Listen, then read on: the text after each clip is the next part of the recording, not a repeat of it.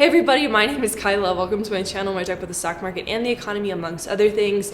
Today I'm going to talk about why Fitch ratings agency downgraded the United States of America from AAA to AA+. So essentially what that means is that Fitch looked at the fiscal situation in the United States, so the finances, the debt burden, and they're like, yikes, like, whoa, what are you all doing over there?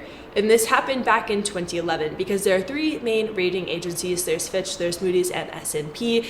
S&P downgraded the United States back in 2011 because the United States, of course, was fighting over the debt ceiling. Sounds pretty familiar. The United States was also fighting over the debt ceiling in 2023, which is one of the reasons that Fitch cited for downgrading the United States this year, as similar to S&P downgrading the United States back in 2011.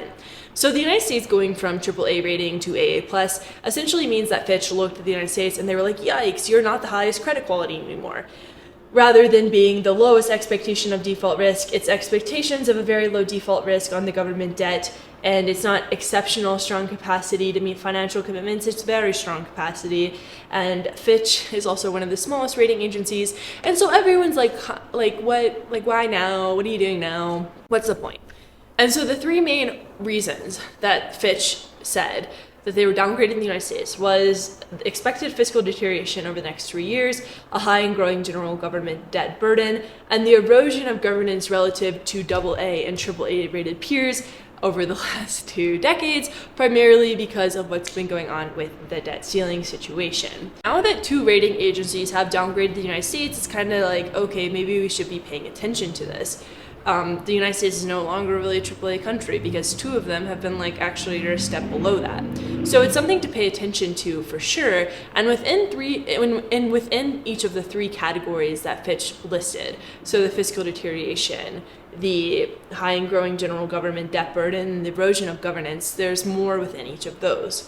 So within expected fiscal deterioration, Fitch was like, the government lacks a medium-term fiscal framework, and also your budgeting process is insanely complicated. Literally nobody, even your politicians, kind of knows what's going on. There's a lot of bureaucracy. It's really confusing. You should be a little less confusing because it makes it hard for you to be a proper government because you're so freaking confusing. And then they also said that there's limited progress in tackling medium-term challenges relating to rising Social Security and Medicare. The United States does have shifting demographics. People are not having as many babies as they used to for a lot of different reasons.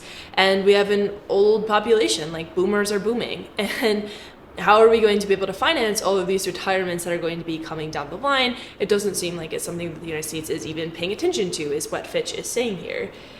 They also pointed to higher interest rates and the rising debt stock and interest service burden. And this is something, the United States interest service burden has increased quite a bit. Typically, I think about $1 trillion over the last year in terms of capacity. And of course, you can divide the interest burden into GDP and it doesn't look nearly as bad as it did in 1992. So it's okay. The United States is still going to be able to pay off its interest. But because the Federal Reserve is raising rates in order to battle inflation, that makes it more expensive for the government to finance the debt that they do take out. The government is taking out a lot of debt right now because it's part of the reason of what a government exists for, is to take out debt to finance different things. Alex Williams, who works at Employ America, has this frying pan chart where it shows the United States could have invested a lot more in different things and we could have had more linear growth versus this idea of fiscal austerity or governments not spending any money, which is what Germany was really into during the European debt crisis. So that was a kind of a way big tangential, way big aside.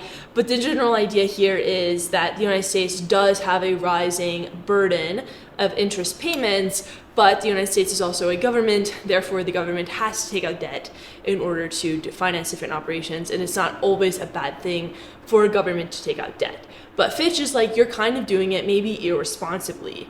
The U.S. Treasury boosted the size of their quarterly sale of longer-term debt for the first time in over 2.5 years. They're going to sell $103 billion of longer-term securities at their quarterly refunding auctions, which is up from $96 billion of last time, and it's larger than most dealers had suspected. So the Treasury is issuing a lot of securities, getting a lot of money. Treasury is paying higher interest on their debt too. Tax receipts have been weaker than expected, according to the U.S. Treasury.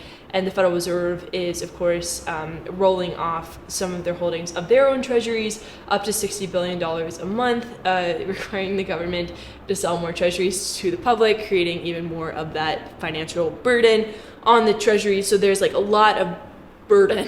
There's a lot of worries about whether Treasury will be able to do what they need to do in terms of money. Of course, US government debt is very popular. People really like it. It's high yielding right now because of the Federal Reserve raising rates. And so people are going after it. Like, that's not really an issue. Dollar is also reserve currency. So most people do have exposure to the United States in their investment portfolios. Most countries do use the dollar in some way, and most countries do have holdings of US securities. But Fitch is like, ugh, could you chill out a little bit here? And there's also the erosion of governance. So the United States has a debt ceiling, and so that caps out the amount of debt that the United States can take out, that the United States can have. And it was at 31 trillion back when they were fighting over it. I have a YouTube video on it if you want to go check that out. It was kind of worrying because it didn't seem like there was going to be any solution to this. And this happens all the time. Like, all the time, we have this arbitrary debt ceiling in place that is meant to, it's been around since I think 1917, and it's meant to be a tool of like, whoa, listen, the government's not going to be borrowing too much money, don't worry everybody. But we always raise it because we have to raise it, because if we don't raise it, then bad things happen. The government shuts down, people are not being able to get paid, different benefits shut down. Like, it's a very bad situation if the United States defaults on their debt and does not raise the debt ceiling and cannot take on more debt. And so this is the situation that Fitch was pointing to with this erosion of governance. They're kind of like, it seems like you all cannot get anything done. Like, you're constantly fighting. The polarization is crazy. They actually pointed to January 6th as part of the reason for the downgrade. I don't know if that is confirmed, but that was a point of speculation, is that it just seems like the United States is becoming increasingly polarized, and you can see it across the board. Everything is political, and even when it's not, right? And so part of the reason, so Fitch was like, if you want to fix this, stop fighting over the debt ceiling and figure that out. The Fitch director said debt ceiling suspension or a very high borrowing limit combined with debt to GDP stabilization could lead to an upgrade. And so these are really the three main reasons that Fitch was like, you're not doing that well, and we don't really like you anymore. Treasury Secretary Janet Yellen was like, this is silly and arbitrary and it's outdated, and like, what are you all even talking about? The United States is doing perfectly fine. But the problem with the downgrade is it has outsized impacts, right? So it's not just debt servicing and the United States as a vibe. It impacts models, and it impacts banks, and it impacts political risk too. The downgrade really puts into question the competence of the United States, and eventually might have a wider impact, especially because it gives the United States 2 AA+ ratings, which could be a problem for funds or different index trackers that are like, oh, we only want AAA rated things within our fund. And the group of countries that are still AAA rated are Australia, Germany, Singapore, and Switzerland. And then Canada is AA+, China is A+, so quite a bit lower. And then also different companies have AAA+ ratings like Microsoft, Johnson & Johnson, and more. So so there's a lot of questions about why Fitch chose now to do this. It's kind of like, are you just being dramatic? Are you just being annoying? Are you being political? Because of course we're going into, campaigning as the 2024 election rolls around.